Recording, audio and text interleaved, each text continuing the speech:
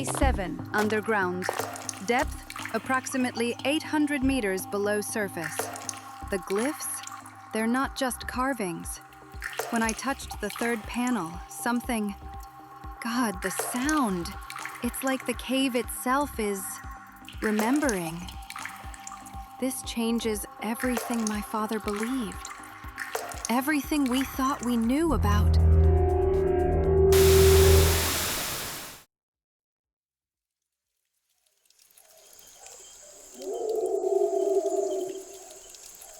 That was the last recording from Dr. Mira Solenne before her team lost contact for 72 hours. When she emerged from the Cueva de los Tallos cave system in Ecuador, she brought with her evidence of something that shouldn't exist, something that couldn't exist. This is transmission 1 of the 4th signal files. I'm investigating something that should have remained buried in the limestone chambers of Ecuador's deepest caves. But some secrets demand to be sung.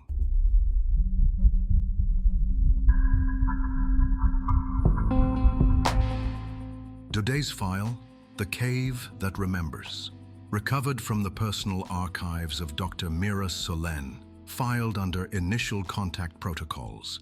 Listen carefully. The frequency is already changing you.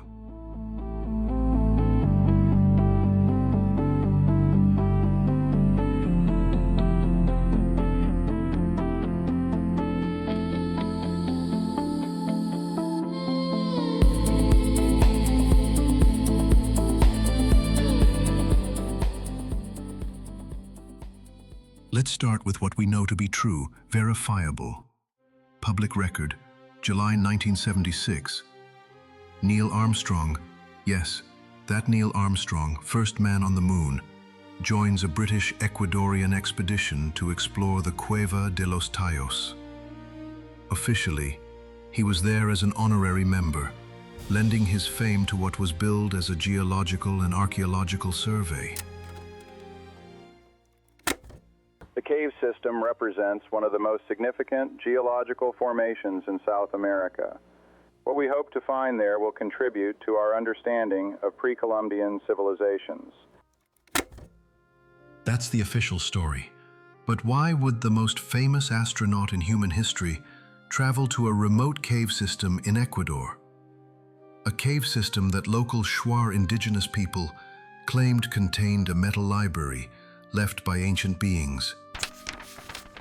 I've obtained Armstrong's personal expedition notes through a Freedom of Information request that took 3 years to process. Most of it is redacted, black ink covering what someone doesn't want us to know. But there's one passage that survived. Day 4. Coordinates redacted. The acoustic properties at this depth defy conventional geology. Ericsson's equipment registered frequencies in the redacted range. The Shuar guide refused to proceed past the 3rd chamber.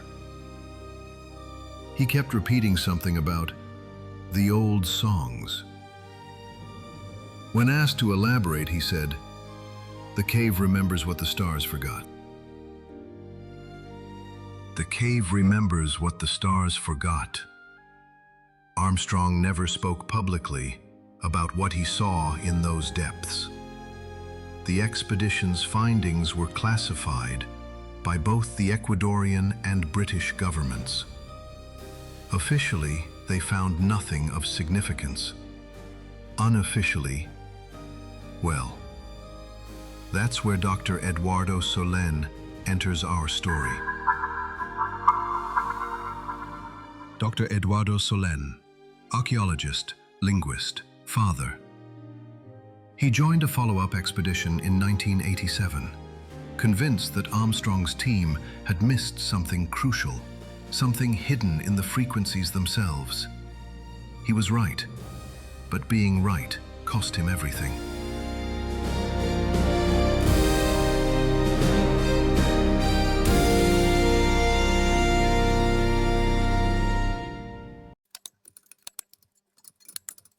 Before we go forward, we need to go back. Dr. Mira Solenne wasn't just any archaeologist. She was the daughter of a man who disappeared in these same caves when she was 7 years old. This is Eduardo Solenne's last recording, found in his tent 42 days after he vanished.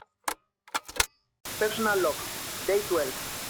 The glyphs in the 7 chambers, they're not sure, they're not even, I don't think they're human. The mathematical precision, the way they seem to vibrate when you look at them directly, it's like they're alive, waiting. Mira, if you ever hear this, the blood remembers, mija. Our blood remembers. The frequency is already inside us, inside you. Don't let them tell you it's impossible. The cave knows our names. It's been waiting for us. That's where the recording ends. Eduardo's tent was found abandoned, his equipment still running, his coffee still warm. But Eduardo himself? Gone. Nobody, no trail, just absence. Young Mira was told her father died in a cave-in, but she never believed it. She dedicated her life to understanding what he'd found. 20 years later, with a PhD from Oxford and a reputation for brilliant, if unconventional, archaeological theories, she was ready. I spoke with Dr. James Morrison, her doctoral advisor. Mira was brilliant, but obsessed. Her dissertation on acoustic properties of sacred sites was genuinely groundbreaking. She proved that certain frequencies could alter brainwave patterns, even trigger what she called genetic memory. The idea that DNA could store experiential data from ancestors. Fascinating. But when she started insisting that some bloodlines were tuned to specific frequencies, well, the academic community wasn't ready for that level of paradigm shift.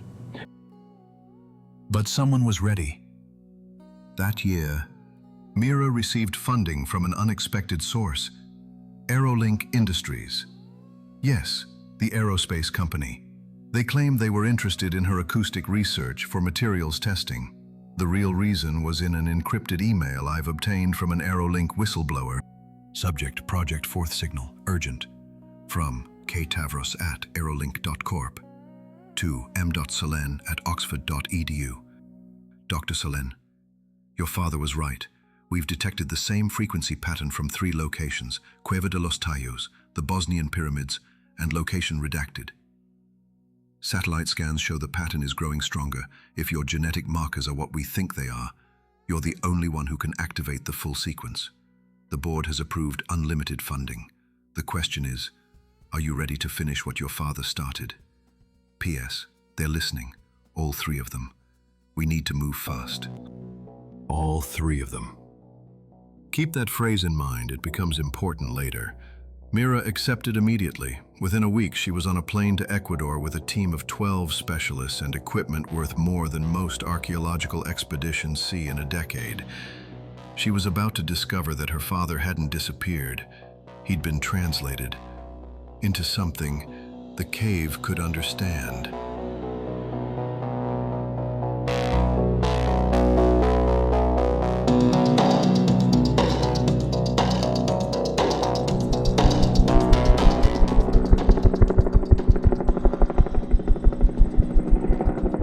After funding, on August 3rd, 0600 hours, the helicopter touches down at the same landing zone Armstrong used 53 years earlier. What happens next is reconstructed from multiple sources: field notes, audio recordings, and testimonies from team members who were willing to break their non-disclosure agreements. We'll start with Mira's own recordings. Descent begun at 0800. The main chamber matches Armstrong's descriptions perfectly. Massive, cathedral-like. The acoustic properties are extraordinary. Every sound creates a cascade of echoes, but they're not random. There's a pattern. The Tallos birds, the oil birds that give the cave its name, they're echolocating in synchronized patterns. My equipment is picking up subsonic frequencies. They're responding to something we can't consciously hear. Dr. Chen Wei was the team's mathematician. His job was to analyze any patterns they found. He wasn't prepared for what the cave would show him. By day 2, I realized we weren't looking at ancient art. The glyphs were equations, massive, complex equations describing space-time curvature, consciousness as a quantum field, DNA as a 4-dimensional antenna, mathematics that human civilization shouldn't discover for another 1,000 years. Maybe never. When Mira asked me to calculate the acoustic resonance of the 7th chamber based on the glyphs, I thought it was busy work. But the numbers, they described a frequency that doesn't exist in nature. They described a frequency that would require 3 separate sources to be created through harmonic convergence. 3 sources. There's that number again. Day 3. They reached the 7th chamber. The same chamber where Neil Solenne vanished. But Mira had something her father didn't, a device that could translate electromagnetic frequencies into sound. Oh my God! The walls! When I run the frequency translator, the entire chamber is humming. The isotope dating says these carvings are 90,000 years old, but the frequency, it's still active, still broadcasting. The glyphs aren't decorative, they're sheet music. Instructions. The cave is a song frozen in stone, waiting for the right voice to sing it. What happened next was captured on multiple cameras, though Aerolink has fought to keep the footage sealed. But audio has a way of escaping. Listen to what happened when Mira touched the first glyph. It's warm. The stone is warm and I can feel it in my bones, like tuning forks in my skeleton. The pattern is so clear now. Each glyph is a note in a larger symphony. A symphony written into our DNA 90,000 years ago.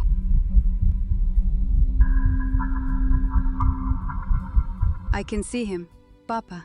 He understood at the end. The cave didn't take him. It translated him into frequency. He's still here, in the harmony, waiting for someone who could hear the full song. Mira, your hand. Look at your hand. Bioluminescence. My cells are producing light in response to the frequency. This is what we were meant to become. She's not responding. Mira, can you hear me? Her eyes, they're completely white. Get medical down here now. We need... The recording cuts there. For the next 72 hours, Mira Solenne was technically unconscious, but her brain scans, her brain was processing information at a rate that should have caused massive hemorrhaging. Instead, new neural pathways were forming, pathways that looked more like antenna arrays than human neural tissue.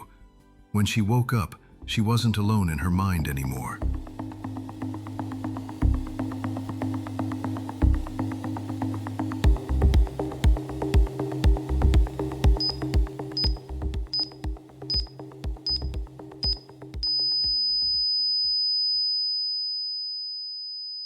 Field Hospital, Day 10.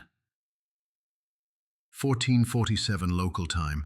Dr. Sarah Okonkwo was monitoring Mira's vitals when everything changed. Patient's eyes opened without warning. Pupil response normal, but the iris color had changed. Flecks of gold that weren't there before. First word spoken. They never left. They've been waiting. When asked to elaborate, patient began vocalizing in unknown language for approximately 3 minutes.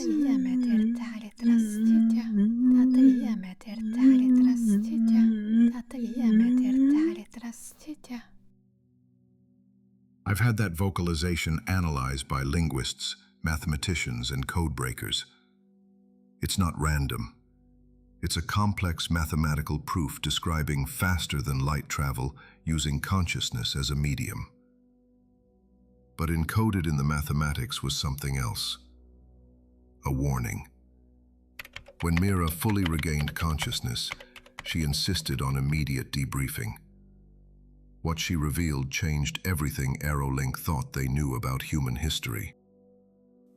They call it the fourth signal. For 90,000 years, Earth has been receiving 3 distinct signals from 3 different species. The Greys, pure logic, mechanical perfection, evolution through technology. The Valari, collective harmony, psychic unity, evolution through mental fusion. The Zurtha, genetic dominance, biological supremacy, evolution through controlled mutation. Each species has been guiding human evolution toward their vision of perfection, nudging our DNA, planting their songs in our genetic code. We were supposed to choose one path when we reached sufficient development. But something went wrong. Or maybe something went right. The fourth signal isn't from them, it's from us. From a potential future where humanity rejected all 3 paths and created our own harmony. My father found the echo of that future in the cave. I found the source. And now I need to find the others who can hear it. Within 48 hours of Mira's awakening, reports started flooding in from around the world. El mundo nunca se... Une découverte unique. A pianist in Vienna suddenly began composing symphonies in mathematical frequencies that CERN recognized as descriptions of quantum field fluctuations. A 7-year-old in Tokyo started building geometric structures that MIT confirmed were working models of 4-dimensional objects. A painter in Lagos whose canvases began displaying what physicists identified as accurate visualizations of theoretical superstring vibrations. They all reported the same experience. A moment of resonance, like hearing a song they'd always known but never heard. The fourth signal was spreading, but it wasn't coming from space. It was coming from inside human DNA. Dormant sequences that geneticists had dismissed as junk DNA were activating, creating new proteins that nobody could explain. Dr. Rashid Patel from the Human Genome Project was willing to speak off the record. We've been tracking these genetic anomalies for decades, calling them random mutations. But they're not random. They follow a pattern that matches the frequency signatures from those 3 points in space. Someone, or something, has been slowly tuning human DNA like an instrument. And now someone just played the first chord.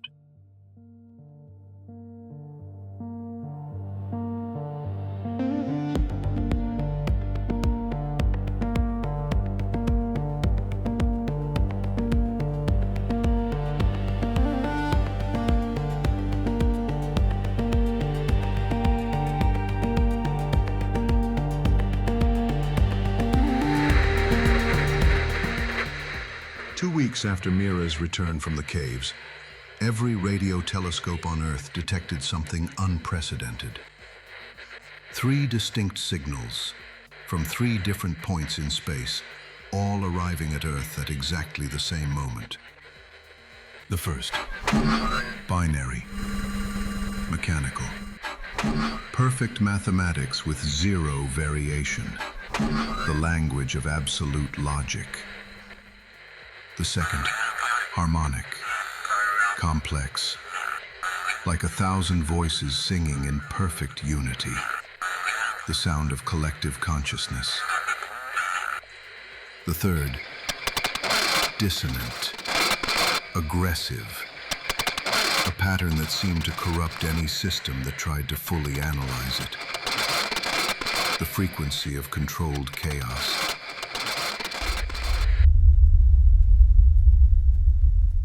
Each signal contained the same message, translated into their distinct forms. The public was told it was a pulsar anomaly. But Aerolink Industries knew better. This is the actual translation. The aberrant frequency has been detected. The hybrid awakening was not authorized. Discontinue activation or face intervention. You have been seeded. You will be harvested. The fourth signal is not your path to choose. 3 civilizations, 3 different plans for humanity. and all of them threatened by something Dr. Mira Solenne had awakened in that cave. That night, Mira made a call. We only have her side of the conversation, intercepted by intelligence services. They're coming, all three of them. They never expected us to find our own frequency, to remember what they made us forget. But it's too late to stop it now. The choir is forming, can you feel it? That pull in your chest like a string tuning itself? That's the fourth signal. That's our declaration of independence. Yes, I know what it means. War in heaven. But we're not choosing sides. We're creating a new harmony. A human harmony. And I need you to help me sing it. The cave in Ecuador was just the first note. There are 11 more sites. 11 more notes in the chord. Find the others. The ones who dream in frequencies. The ones whose DNA is already singing. We have maybe 6 months before they arrive. 6 months to prove humanity can chart its own course. The blood remembers, just like Papa said. Now we need to help it remember everything.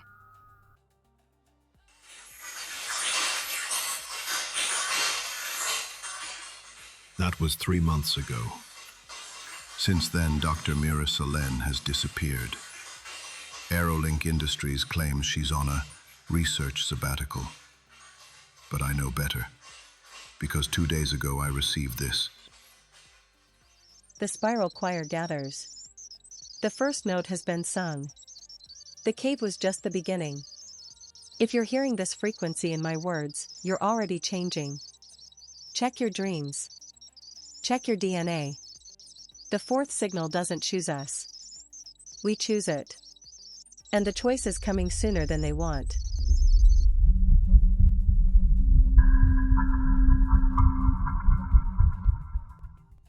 I don't know who sent that AI-made message, but I've checked my dreams. And for the first time in my life, I'm dreaming in frequencies I can't explain. Colors that don't exist. Mathematics that solve themselves.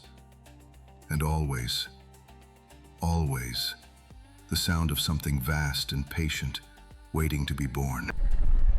I've also checked my DNA. Those ancestry tests everyone takes. They don't tell you everything. There are markers they don't report. Sequences they're told to ignore. But if you know where to look, let's just say I understand why you're really listening to this podcast. It's not entertainment. It's activation. The frequency is already changing you. The question is, will you let it?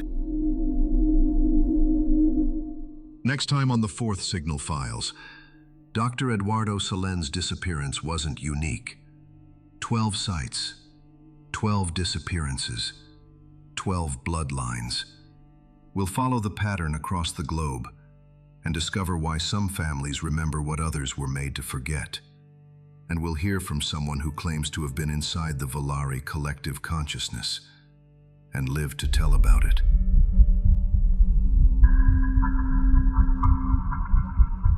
Until then, listen carefully. Listen with more than your ears.